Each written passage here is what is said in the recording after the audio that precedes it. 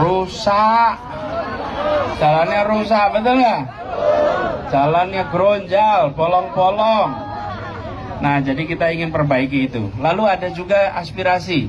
Katanya, Pak, di sini tidak ada cold storage. Apa itu cold storage itu? Apa?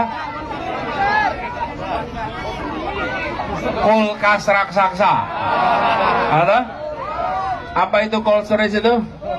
Kulkas raksasa. Barang ikannya dimasukkan supaya ikan tidak busuk. Nah, ini juga nanti kita akan siapkan di kawasan-kawasan yang di situ banyak produksi ikan, supaya ikannya tidak busuk.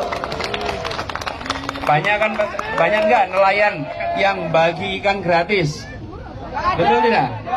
Ketika harga turun, ikannya dibuang.